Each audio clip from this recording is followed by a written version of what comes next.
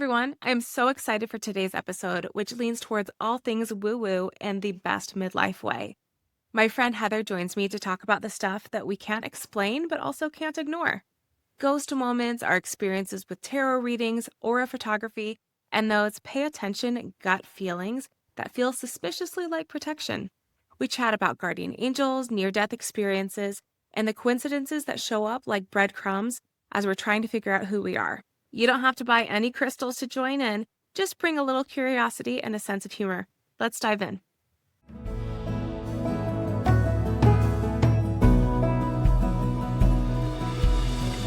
Hello, welcome to Found at 40. This is the place where we are not experts, but we are just experienced.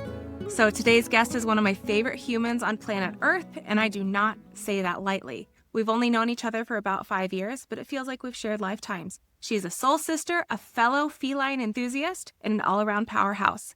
This woman has stepped on stage in a bikini competition, now rolls on the mat in jiu-jitsu, and is also raising 3 incredible kids ages 16, 14, and 11, and is even raising 2 baby ducks who fully believe that she is their mom too. She's an identical twin, yes, there are 2 of her, a globetrotter, and is the kind of friend who doesn't just say, "I'm here for you." She shows up with homemade soup, is the giver of the most thoughtful gifts, and holds space for your joy and your heartbreak with equal devotion. She has an absolutely legendary and mortifying poop story that I may be forcing her to tell today, and she finds joy in emotionally scarring me with horror movies. She's as real as they come in the true definition of showing up. Please welcome my fierce, funny, and forever friend, Heather Butikofer. I was not expecting to start by crying, so that was You're so a crier. sweet. Yes, You I are am. a crier. You just have a tender heart. That was sweet what you said. Thank you. You're welcome. But I am just honored you asked me to be on your show. I feel a little bit like, you know how like Tina Fey and Amy Poehler and like all those like SNL gals, all their projects, they bring in their friends. I really, really love that because I think Amy Poehler, she just started her own podcast, and episode 1, she's got Tina Fey, she's got like Maya Rudolph, she's got Rachel Dratch, like she has all of those people. And so I feel like I am so excited to be doing the same thing. Not that I would ever put myself in their category, but like you bring your safe people, you bring your friends, you bring like the people that you love the most. Who knows you better than your friends? Absolutely. Or has been through those life experiences with you? Today we're going to talk about everything woo-woo. And I feel like it's a topic that like you get and you can understand, you recognize. There are a lot of people who, when they hear about anything like unseen or like metaphysical or, you know, kind of that spiritual realm, they're immediately like, this is garbage. This is absolutely no way. They have no patience for it. But you're one where it's like, you get it and you are open. Yes. So I'm really excited to chat. And you have your own personal experiences, which I'm really excited to get into. Yes. Even though I'm a realist in a lot of ways, there are some things where I'm like, you know, I'm not going to go down this rabbit hole or that rabbit hole. There are some things that I'm totally into. Like, I totally believe in Bigfoot. Absolutely. Oh, yeah. Like aliens, 100%. No, there's aliens. For me, I feel like a lot of like my woo-woo-ness, if you're going to call it, comes from my mom. She's a little bit higher on the woo-woo scale than I am. Her and her friends, which I call them the secret combinations, which if you know, you know. I love that. They're a little bit more higher on the scale than I am. But there's like the trickle-down effect, right? Where I feel like it was not uncommon to see books on like near-death experiences, you know, at my house and just kind of being curious and like, you know, being a teenager and reading it and being like, oh, this is amazing. But there are other people who see all of that and they're like, this is garbage. So Yeah, what totally. about you? Like when you think of like your first kind of memories of all of this stuff, all of the unseen, all of the kind of woo-woo stuff, like where do you go? I mean, I've been experiencing it since I was young. I remember the first time I saw a ghost. I was probably like 5 or 6. It was in my bedroom. But I'm an identical twin, like you mentioned. I think there's something with twins as well that makes you more like prone or like open to the supernatural, because my sister has experiences as well. But yeah, I've been seeing things since I was little, and I've always been very open to the woo-woo stuff, you know, even as a little kid. When you were little, since it was just normal to you, like, did you realize, like, this is something that not everybody sees or might think is a little bit, not typical? I think because Allie and I had similar experiences, we didn't think it was weird. But if we brought it up to our mom, she'd be like, what? Because she was not into that stuff. So she's like, oh, my twins are crazy, but, whatever. Where did you grow up? You grew up in Pennsylvania, right? Yeah, outside Philadelphia. So, I mean, I grew up, I guess, probably like my formative years. Like, I was in the St. Louis area and then I was in Indiana. But do you remember going to sleepovers and it was all like, you would play light as a feather, stiff as a board, Oh, yeah. or Bloody Mary, Yeah.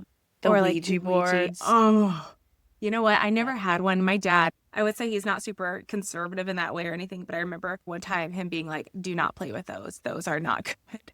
It's wild that they marketed them as a children's toy, and it Because- literally summons demons. Like, I absolutely remembered playing at like 10 years Yeah. old. I played with it once. I will never do it again because Yeah. it moved. Me and Allie's grandpa had just died, and it spelled out his name. And like everyone swears, I'm not moving it. It's not me. It spelled out his name, and then all the candles blew out like at the same time. Yeah, and so we all screamed. It was like a movie. Oh my gosh. Yeah. That So we're absolutely like, is a movie moment. Yeah, so You're I like, was like, I think we're done. We're done with this. We're done with this Yep. game. I remember going to sleepaway camp. I was under 10, but everyone, you had to do the Bloody Mary thing. You had to say what Bloody Mary like 3 times in a mirror in the dark. And then, if, she would appear, and I never obviously saw anything in the mirror. I was just terrified. But everybody had a story of like, oh no, so-and-so did it. And they saw something and then they woke up with scratches on their arms. And I'm just like, why are we like perpetuating this terror? I felt like in the 90s when we grew up, the occult was very prominent because I remember the library at school had that book, Scary Stories to Tell in the Dark. Do you remember this book? Yes, I was terrorized by this. Do you remember the story Harold? Uh-huh. Oh my gosh, that one like chills down my spine. I remember being afraid to get off of my bed. I was afraid to like even go and turn off the light. Like I was convinced that there was something in my room. The girl with the spiders in her face. Yes. Yeah. And the pictures, like the drawings in the book, were terrifying. They were horrifying. I know. Like let's put this at like the Scholastic book fair, right? Like kids are gonna love it. No. But I would get it all the time at the library. I like loved it's fun to be scared. Yeah, it's fun to be scared a little bit, but like for me, when it disrupts my sleep or like has me like peeking around the corner, waiting to see whatever demon, like no thanks. One of my very favorite movies, like coming of age. Do you remember Now and Then? Yes. So there was like such a good movie, so good. And there were like 2 scenes. There was one where they had a seance, where the little girls had a seance for I think it was like Dear Johnny, and they were in the cemetery, and they were wanting to know what happened to him because he had died, and nobody would like say the story or anything. So they had that and had their terrifying experience. And then later they went to a psychic who was played by Janine Garofalo. Yes. Do you remember that? She's like, hello, Yes. boys. Oh my gosh. See, I feel like that even perpetuated even more because, I think I was probably 11 or 12 when that movie came out. And so seeing it and, the kind of the glamorizing it, it's like, okay, let's rev this up again. Let's have some, friendly little neighborhood seances. No big deal. No big deal, kids. No big deal. But also, we need to do a brief pause for talking about Christina Ricci. So she was in that movie. She played, I think it was like Roberta.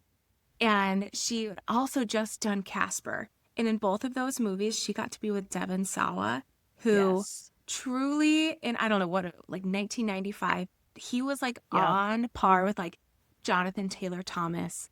Who else? Like Ryder Strong. There's a meme that I saw recently that it was like, I would give away everything, my all my Lisa Frank away if I could just like have a moment with these guys. So the fact that Christina Ricci got to be in 2 movies, got to be his love interest twice, I feel like is like the luckiest girl of the 90s. I feel like we don't talk about this enough. No, we should. I need to have a conversation with her to be like, do you realize? Because for her, it was probably just work. Well, let's get back to it. Let's talk about some of the woo-woo things. I first wanted to see your thoughts on tarot readings. Have you ever had like your cards read, gone to like a tarot reading? I have only had it done once. And I did a little deep dive on tarot, if you'd like to hear. Yes, please. Tell me the things. So, tarot originally was created as a card game in the 14th century in Italy. The game was called tarocchi, which is where the word tarot comes from. I think it was kind of like bridge, but it wasn't until the 18th or 19th century that the occultists and mystics started using it for divination. They like hijacked the nice family Yeah. game. Well, I guess there's theories that it was used for divination before then, but because of witchcraft, it was more hidden. Okay. But yeah, so they took these hand-painted cards, figured out you can tell people's fortunes or, whatever with it. And I thought that was interesting. I didn't know any of that. I just knew that it was like, you have these cards. I know that it's 78 cards. I truly am very like not educated on it, but I have had it done. But I want to hear about your experience first. My experience wasn't great, if I'm being honest. I went into it very skeptical. So I didn't go into it with an open mind. And I kind of the whole time was like, this lady doesn't know what she's talking about. It was at a bachelorette party or something. Okay. But I feel like you have to go into it with the right attitude, the right intention for it to be meaningful.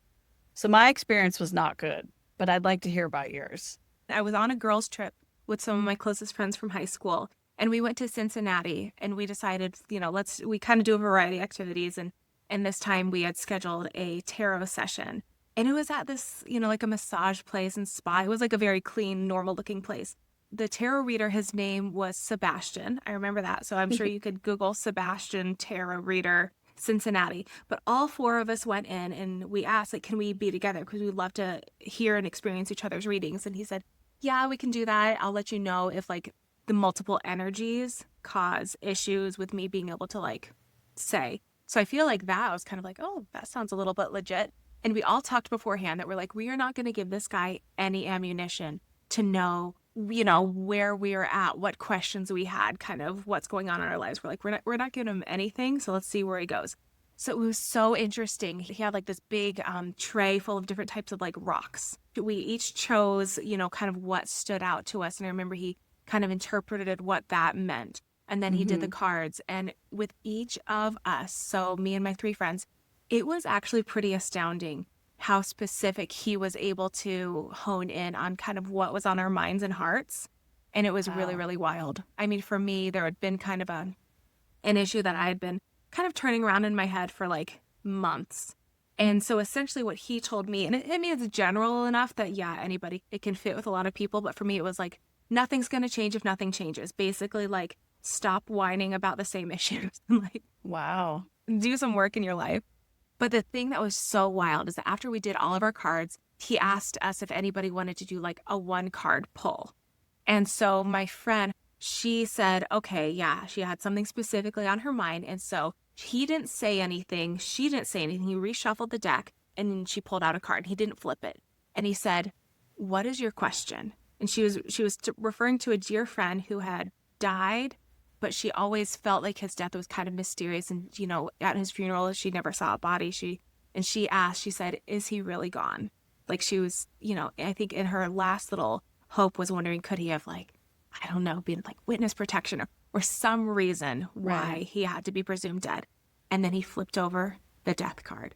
And all of us just like, our jaws dropped because she didn't say that question until after it was pulled, right?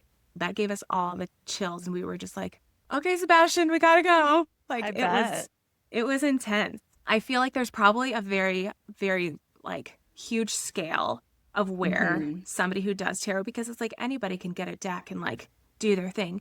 But I think there are people that really do have those like spiritual or like energetic gifts. For sure. Where they're able to interpret a little more or whatever. I don't know. There's so much unseen.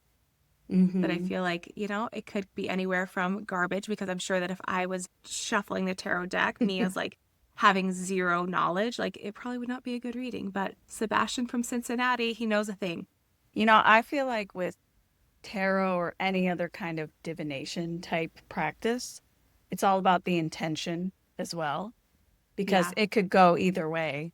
if your intentions are good, it'll be a good reading. If your intentions are evil, it'll be a bad one. So there's like, I feel, a fine line with the woo-woo of good and evil, because Yeah, it like the can go light both and dark. ways. Hmm. Yes, I totally agree. I want to talk about something else that we've done that we did together recently. We got our auras read and we had aura photography done. The best way I feel like to describe like an aura, it's essentially like a vibe check, right? Of kind of the emotions that you're projecting outwards and kind of what you're feeling. There's the aura where there are people who have, I would say, like the gift, can kind of see that. There are people who can see auras or sense auras. I'm definitely not one Right. of them, unfortunately. And then the photography, it's like a type of portrait that it's supposed to capture the unseen energy field or like the aura that's around you. It's based on the idea that our bodies emit an electromagnetic field and that this energy can be visually represented in color. So we So went to a cool. place called Tertiary Site in Yes. Nashville. I was nervous going into it because I'd had a really bad night the night before, as you know, because you were with me. So I Mhm. was worried my aura, I was like, there's going to be no color. It's going to be It's going to be black. black. And I had talked to your mom like 2 weeks before, and she knew I was sad about some things and was like, you need to make your aura fluffy. And I was like, how do I make it fluffy? Like, I don't know. So I was nervous going into it, but my picture was crazy. So she explained to me like the colors that I had, and there was a lot of yellow in mine, which she kept saying was the color of the storyteller, and also kept talking about me using my voice and the power of my voice and how I'm trying to figure out who I am as a person. There was blue, which she said was truth seeking. She said I was seeking truth of who I am as a person, what this world is about. There was the red on my throat, which she said represented my strong voice. And then there was green on my heart, which the heart chakra is green. So she said when the actual color of the chakra is on the actual point where the chakra is, it's meaningful, meaning that there had been an activation or some sort of aha moment or event in my life. And the heart chakra is loving yourself unconditionally. So it was crazy to me because at this point in my life, I'm trying to figure out who I am. I feel like I'm this 40-year-old woman who doesn't know who she is, and I'm on course to figure that out. And so the aura reading really struck a chord with me because I was like, wow, that was like spot on. It's affirming to know that it's like, oh, this person or, what they're interpreting, it's like, oh, what I'm actually feeling is manifesting outward in some way. Right. I had mine as well. And if anybody is watching, this is what mine looks like. I loved it. It was so, so cool. So I'm going to tell you a couple things about it. So one of the things, if you see on my aura, there's a lot of blue, there's a little purple, there's some yellow, and then there's some white at the top. And so what I really thought was cool is that in the yellow, it was like communicating, speaking out, like The starting a storyteller. storyteller, like a journey, which I felt really rang true because, this time I'm really formulating, like, I want to start a podcast and these are my ideas. It confirmed to me that it just was like, okay, this is something that is projecting outward. And then another thing, there's a lot of blue, so that's kind of the emotional feeler. But what she said about the top, at the very top of my aura, there's kind of white, and there are these little white orbs. And I loved it because she was like, oh, yeah, those are your spirit guides. And I was like, oh my goodness, like the fact that there's 1, 2, 3, there's 3 to 4. And that was so cool because I very much am of the belief system that, yes, you do have, guardian angels, spirit guides, people who are, Oh, yeah. typically like familial bonds who their job after this life, one of their responsibilities is to look after their relatives. This next idea I'm so excited to talk to you about, which is seeing ghosts.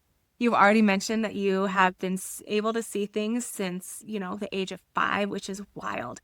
Yep. I am very jealous because I would love to see a ghost, not just like have a sense of a presence, but I would love to like see a something. But I do have some specifications. I want it to be a nice ghost. I don't want it to be scary. I want it to be peaceful and like benevolent. I don't want to have any feeling of, can I pick and choose? No, sometimes they're scary. I know. I would love just to have like the very specific, if I could just have like a nice, glowy presence. And I've really tried to look sometimes. Like there have been times where I'm like, ooh, especially at a funeral or at some place where it's like you might think that there would be more of a spiritual presence, I've tried to be like, am I seeing anything? Have not seen anything. Maybe you have, and you just didn't know it. That seriously could be. In my head, it's like, oh, there'll be like a noticeable, like a glowy white. Like I think of an experience my mom had. So this was probably like 30 years ago, but she was at a funeral and it was really, really sad. It was a baby that had health issues and had died, and she was at this funeral, and she knew the family, but she didn't know a lot of like the friends of the family. And so this lady came up to my mom and was like, hey, do you know who the people in white at the front were at the funeral? And my mom was like, there were no people in white front. Things like that, where it's like, oh my goodness, because my mom did not see anybody in white at the front. So there are things like that. And then there are people like Teresa Caputo, like the Long Island medium. Like, I think she says spirit. She's like, I see spirit. Or there's Crossing Over with John Edwards. Do you remember his show? I looked to see how much a private reading would be. It's $850. So if anybody wants to do a GoFundMe to send me to John Edwards, I would not be mad about that. There are people that truly have the gift. I am in awe of that. I don't think that I have it. I don't know, if it's something that you're born with or something that can like unlock over time. But I would love to know a little bit more about your experiences. Yeah, so I have good and bad. That's the thing with spirits, is you can't pick and choose. One of my good experiences was the night that my mom died. Obviously it was a really horrible night, but my youngest son, Memphis, was not even a year old yet, and he was still sleeping next to my bed in like a pack and play or bassinet or whatever. And I woke up in the middle of the night and my mom was standing over his little bed, just looking into it. And I remember just looking, and I sat up and I went, Mom, and then she was gone. But I just had this like comforting, like she was just checking in on everyone. Like, I'm still here. I'm just, so that was a good experience. But I also have lots of bad ones. If you want to hear the bad ones. Maybe not the scariest one. Okay, so in college, my sister and I went to Utah State in Utah, and we lived in a house of 10 girls, which in itself was a dumpster fire. Yes. 10, I have never heard of a house having that many girls. It used to be a frat house. We had a ghost in our house, and we all experienced it. He was not a happy ghost. We gave him a cute name to try to make him less scary. What did you call him? We called him Alfie. He would particularly terrorize our roommate, Melissa, who the house had a basement, a main level, and upstairs. And then there was like a little staircase to her room. So she was kind of like in the tower, we called it. Okay. And he would terrorize her in that room to the point where she stopped sleeping in her room. We used to like try to make it fun. Like, he's your angel of music. It's like the Phantom of the Opera. It's when that movie had come out. So we were referencing that movie. But I remember particularly one night, my bed was right next to the door, like the door of our room. And I could hear creaky footsteps coming down the hallway at 3 a.m. And then the doorknob was turning of my room. The door was locked, thankfully. And I thought it was maybe my roommate sleepwalking. She had done it before, but it kept turning erratically, and then nothing. So then I opened the door and no one was there. That is so brave that you opened the door. I would have been shouting from my bed like, I was like, Alfie, go away. But each one of us in the house experienced an Alfie situation, and we had to have our house blessed. And then he left, but we figured out that when it was a fraternity, there was a particularly awful hazing event, and one of the pledges died. So they shut the fraternity down, and that's who we think was haunting the house. Did you ever see like a physical form, or was it just you could like sense it and he was doing like poltergeisty kind of things where it was like, yeah, I could never see him, but I would just get this awful, sense like of dread or yes. And he was just not happy.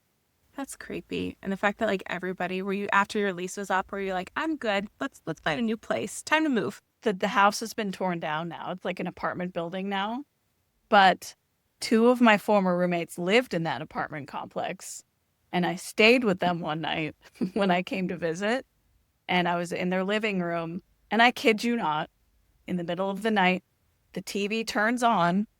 That's not even plugged in. The TV turns on and it's static. No. Like Oh my like The gosh. Ring. Like the movie Yeah, The like Ring. Samara is gonna crawl Yep. out and then it's all over.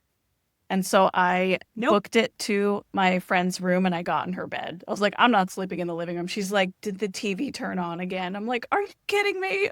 That would have been nice to know. Yes. Like, Little heads upon up would have been entry. nice. Oh my gosh. Maybe they're like, maybe it's just in our heads. We just will see what happens when somebody who doesn't have any preconceived notions. No. Oh my gosh. Wow. That's so creepy. And I know you've had situations that are even darker and even scarier that have like rattled you to your core. As for me, like, I have never seen anything with my physical eyes. I would love to. Again, I have my specifications, my qualifications, my requirements for ghost sight. But I have felt presences. Like Heather, we've talked about this at length. I have a ghost in my room. You do? I have a presence. Like I lay in my bed, which right now I'm recording from my room. So like right behind me is my bed. And then right, over my shoulder is where I kind of sense this presence. And so I felt like I truly couldn't see anything, maybe like the lightest, like a shadow of a something. I could, sensing kind of like a tall figure, but it never seemed to be like malevolent, never had any type of bad intention, but it's just like, oh, it's here, might be like a familial bond. There was one time where I felt like it was too close to me. And so I literally like audibly said, like, you gotta back off. But part of me was like, oh, maybe it's all just in my head. And so, Heather, I had you come over and I was like, can you just tell me, what is your vibe check on all of this? And so you walk in my room. Tell me what it was like for you. I walked into your room and usually it's a feeling. And if it's a good spirit, I won't be scared. But if it's a bad one, it'll make me feel dizzy or the sense of dread. So I didn't have the bad feelings, but I immediately knew where it was. I was like, it's right there. I was like, it's a good one. I feel like it's just somebody checking in on you. Maybe it's grandpa. I don't know. Yeah, it's like, it could be my grandma, it could be my grandpa. For some reason, it feels like more of a masculine energy than a feminine energy, but who knows? But yeah, I'm just like, okay, it's just hanging. So my mom, she has a friend who can truly see everything. And it's a gift that she really keeps close to her vest because she, it's something you don't just tell everybody. Like, oh, I can see the good and the bad. I can see truly everything at all times. When she found out that this, friend had that type of gift, she did ask her about it. And it's kind of an exhausting gift, I would think. I mean, she's had it for as long as she can remember. But, she says she has a brother who also has that same gift, but he really doesn't like having it. And he does a lot of self-medicating to try to like block out all of that. But it just seems wild that she says with everybody, like everybody has a guardian angel or some type of a spirit around them, like at all times. And it's not the same person, but like everybody kind of has a spiritual, something that's going along with them just to kind of help them through life. And so it's just kind of nice, the thought of like, oh, we do all have guardian angels. And I've had experiences where, like my husband, Ben, his dad, he's never met his biological dad because he died when my mother-in-law was pregnant with my husband. So like when I think she was 4 or 5 months pregnant, her husband tragically passed. And so he never got to meet his dad on Earth, really. But there have been a few experiences where I've just felt a feeling. His name's Mark, like, oh, Mark's here. And it hasn't ever been like an oppressive or a scary feeling. It's been just kind of like a comforting, like, I remember one time I was rocking my Owen, my 12-year-old, and I was just rocking him in his nursery. And it just was this kind of feeling of like, oh, Mark's here. And that was it. There's not any like big thing, but it's just like, I feel like when a thought pops in your head out of nowhere, where it's something that hasn't been on your mind, it's like, oh, that's probably a legit feeling or a legit vibe that you're getting. That's kind of where I'm at. Or there's been times where I've felt kind of a protection. Like I remember one time I was driving, speaking of guardian angels, like I was driving, it was dark, and I was just, when you kind of zone out a little bit, like, yes, you're not distracted, but like I was driving and all of a sudden I heard a voice tell me, you need to pay attention. And so I was like, okay. And I sat up a little straighter and I was like, okay, I'm paying attention. And then like 10 seconds later, a car just cut me off. And if I wasn't as alert, I wouldn't have been able to react as well. And I, could have gotten in an accident or whatever. But like, I mean, my sister, she has had an experience again with a car. She was getting in or out of a minivan that had like a manual sliding door. So this was before the days of like the push the button and the automatic door. And so she had her hand like this around the top of the door, and she heard a voice shout at her, "Move your hand." And she was startled and she moved her hand. And then all of a sudden the door like slammed shut. And the voice she heard, there was no adult around that would have said that. I think she was with my nephew, who was at the time a baby. So like, who would have shouted, "Move your hand"? And so things like that, where it's like, how do you explain the unexplained? Those things are wild. They happen though. You can't say they didn't happen, but it's like, well, then what was it? My former sister-in-law, they were living in Alaska and they had a pretty big house, but their basement was unfinished. And the door was always shut because it was a huge staircase of cement stairs.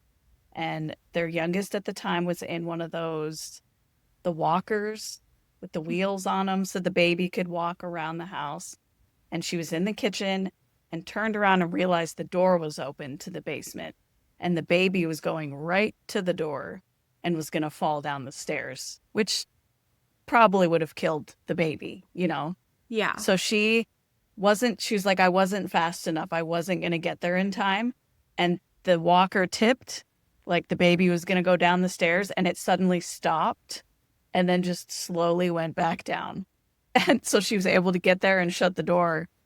And she's like, I can't explain it other than there was a guardian angel that was like, nope, like, not your time. Yeah. I had an experience similar to that with Owen, where he was 2. It was cement steps. He was kind of crawling up and then he tips back. And literally, I was too far where I couldn't grab him, but I just said, help. Like, I was just like, help, like heavenly help. And I saw him tip head over feet, like straight backwards. I saw his eyes go back. And it was almost like somebody had like caught, I mean, it's like, obviously he was startled and, a little bit shaken up, but like, it was almost like he was like, yeah, he was flipped upside down, but like, it was not the collision, like the head injury that you would have expected. And it was just kind of like, what did I not see? I feel like part of kind of growing up and being at this stage in life and being, being 40 and like kind of being open to the things that are unseen, because maybe I feel like when I was younger, I would either explain it away or be like, where's the proof? Of course, if I can't explain it, like it's bogus or it's just your eyes playing tricks on you or it's just coincidence or whatever. But yeah, the older I get, I feel like, oh, there's so much that we're not seeing. Of course, Yeah. I feel like kids are very open to the idea of monsters under the bed and the fantastical, but it's because they have vivid imaginations. But also our parents would explain the monsters under the bed away. There was an explanation for it. But as we get older, we experience more of life. We see the fragility of our life. And there are things that we see that can't be explained away because we're the adults now. And it's like, who's here that's going to explain this away? Like, there's nobody. If you go on YouTube, you can find all these really fascinating near-death experiences. But I remember there was, the one story of he was like a atheist ER physician or something like that. And he had a near-death experience where he experienced so much that he thought could not possibly be. And so he came back and he's like told his story. I think he's, written books or he's done lots of videos that are available online.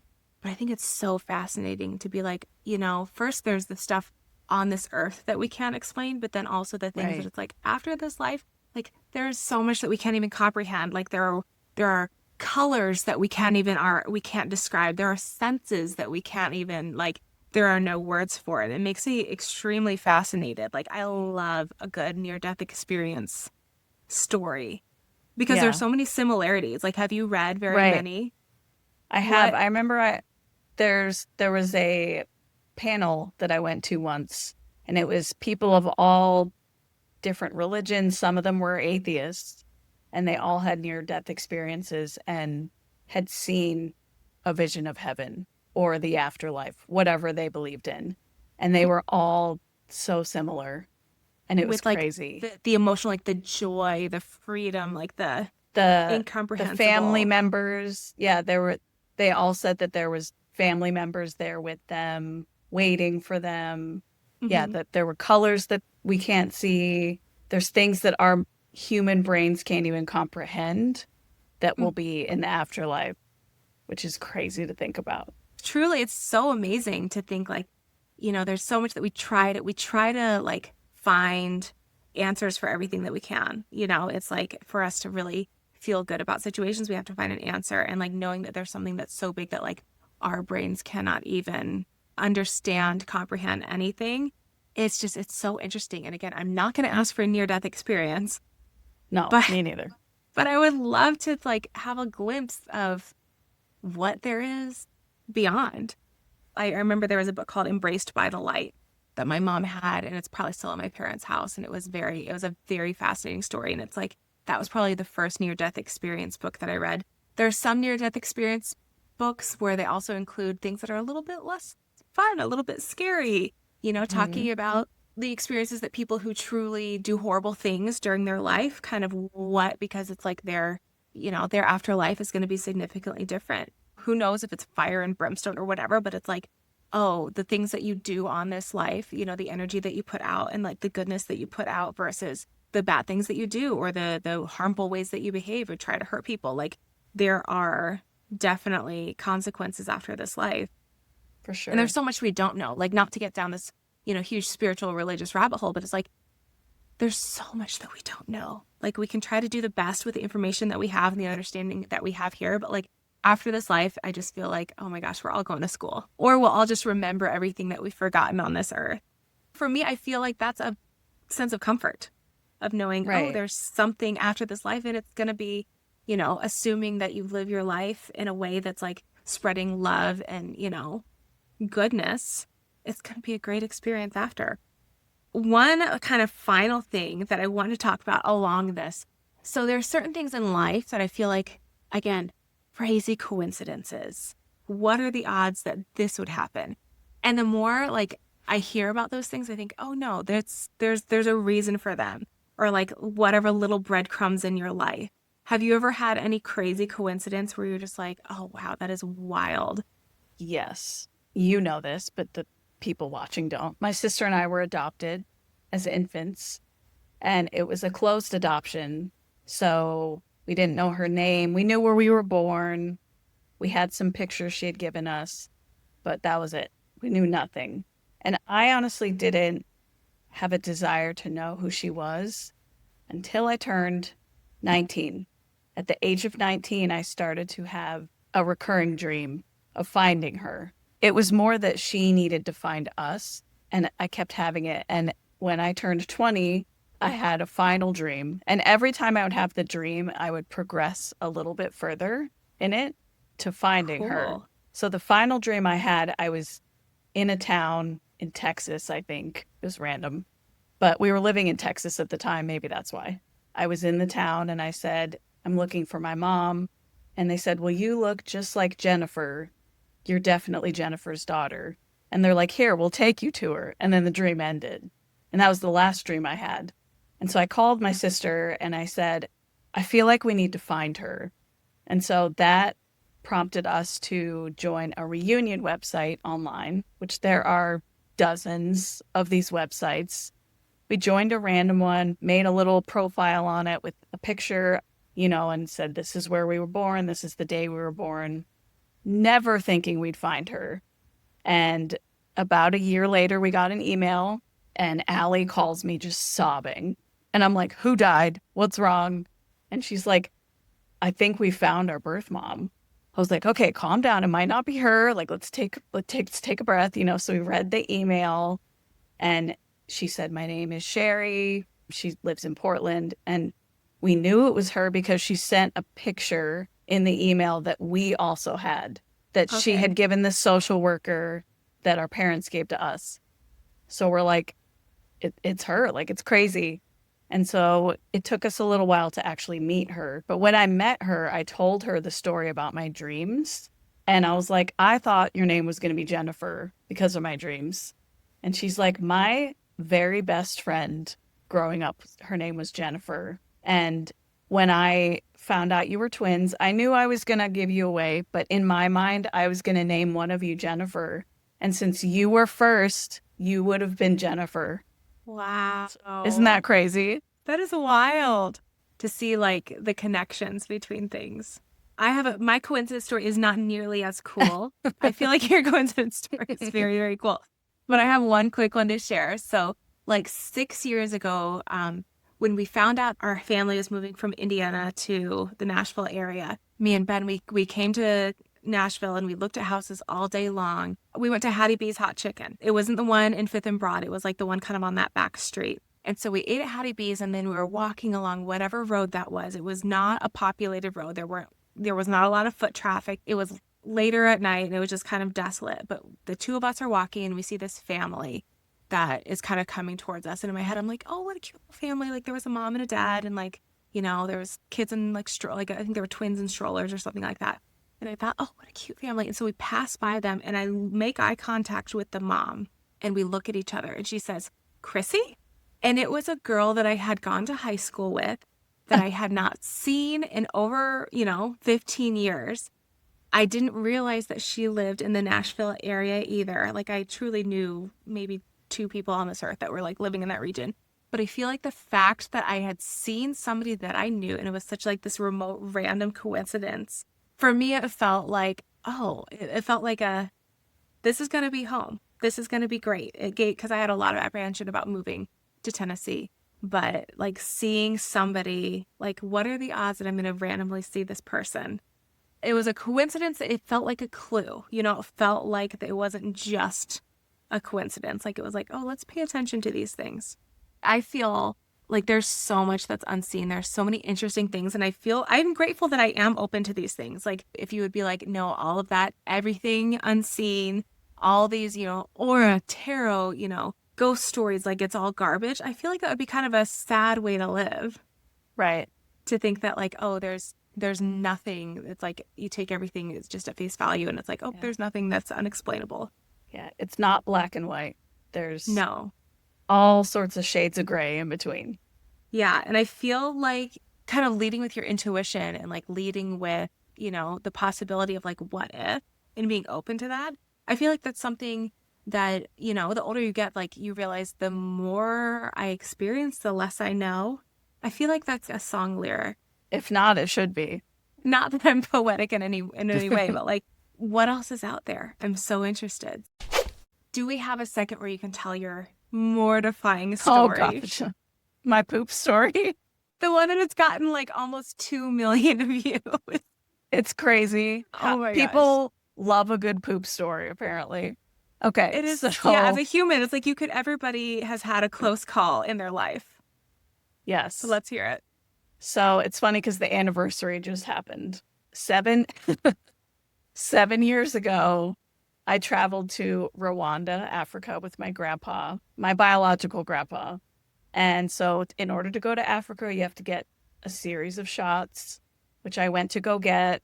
One of them was the yellow fever shot. And I remember the nurse giving it to me and saying, some people have a reaction to this. And I was like, I've never had a reaction to any vaccine. I'm going to be fine. I was not fine. 12 hours later, I was so sick. It was coming out both ends. Oh. And of course, my husband's in another state at the time working. And it had been 5 or 6 hours of just nonstop sickness. And I don't even know where my older 2 children were. They were downstairs just tearing the house apart, probably. I'm in my master bathroom on the floor in a sports bra only. I'm just sweating. It's like that scene in Bridesmaids where they're all sweating and sick. It's like hot love. Yes. And my 3-year-old, don't look at me. Was he 3? He was 2 or 3 at the time. Memphis came in and was like, Mommy, are you okay? And I just slid him my phone and was like, just take my phone and go away. Like, just leave me to die. As I'm feeling diarrhea coming.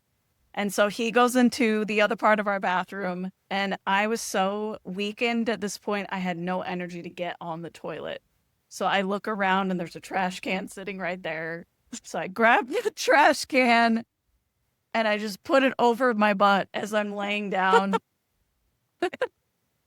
As the poop is coming out like hot lava.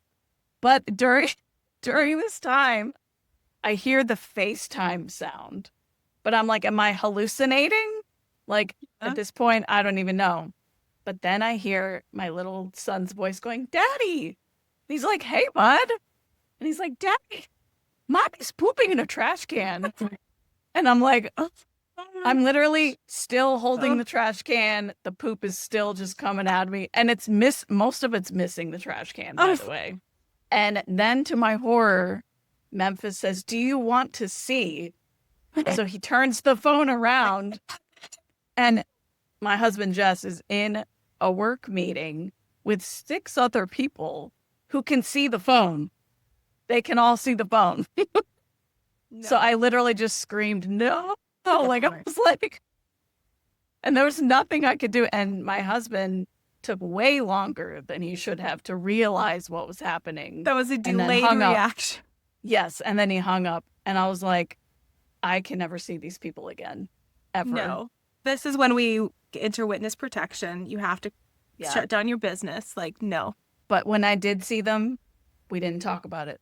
I didn't make eye contact. We didn't talk. It's like you didn't see anything. Yeah. Mm-mm. So, there is a reason why that story has like 2 million views on Instagram, because that is a doozy. Oh my gosh. Thank you for sharing your pain. So before we finish up, I have 3 questions for you. I would say 3.5 questions. The first one, it's first concert and best concert that you've been to. First concert was Nelly Furtado. I love Nelly Furtado. 2001, I believe. Yeah. Like at the height of I'm Like a Bird. Yes. And she was just super cute and young, and she wore all white and had paint splattered all over her that was blacklight paint. And so the lights kept going out, and it was fun. It was a good time. Favorite concert, that's a little harder. Probably Red Hot Chili Peppers in Vegas. I was in the pit, and I was scared because this was a couple of years ago, and I've never been in the pit ever. It's intense, isn't it? And I was like, I'm going to die. Like, I'm going to get trampled. But everyone else in the pit was of the same age. So we were all just kind of vibing like that. You know, there were some rowdy drunk people, but we were just dancing and having a great time. And they were so good live. It's like the 3rd time I'd seen them, but I could actually like see them. You know, they were feet away from me, and it was awesome. I love that. Who would you want to play you in a movie? I would pick Sandra Bullock, a younger Sandra Bullock. Sandy. She's amazing. I love her. That's Ben's big crush is Sandra Bullock. Is it? Yeah, always. Well, there's a reason Practical Magic is my favorite movie. Also to do with the woo-woo stuff. And I really connect with her character in that movie. Yeah. As Sally. I feel like I am her, and Jillian, her sister, is Allie. That's like our movie, and I love that movie. So Sandra Bullock, 100%. I love that. Are they making a remake? Did I hear that? Yes, and I'm so excited. That's going to be amazing. Oh my gosh, that's such a good character. Okay. What is something that you have found now that you're 40, you've been 40 for a couple months, kind of reflecting back, what is something that you have found? Found at 40 is probably my voice. Like I said earlier, I feel like our generation of women were raised in a certain way, especially the more religious women were raised in a way that we didn't communicate our feelings. We just kind of listened and obeyed and did things like for our not a lot of husbands. Questioning, like not a lot of questioning of like, why am I doing this? Or if this is ridiculous. I've never been good at communicating my wants and needs, and I gave up a lot for my husband to follow his career path. So at 40, I found my voice. I'm communicating my voice more. So it's been an interesting journey. A little hard too, but it's been good to find my voice. I love that, and I'm so proud of you. Thanks. Thank you so, so, so much for coming on. I'm so grateful for your support and I love it. Heather, where can people find you online? So on Instagram, my handle is at _raw_brunette. Everybody, thank you so much for listening. So happy that you're here. If you liked what you're hearing, follow the show on Apple Podcasts or Spotify or YouTube, wherever you listen to your podcasts. Follow on Instagram at found at 40 podcast. If you love the pod, please leave a review and we will see you next week. Bye. All right.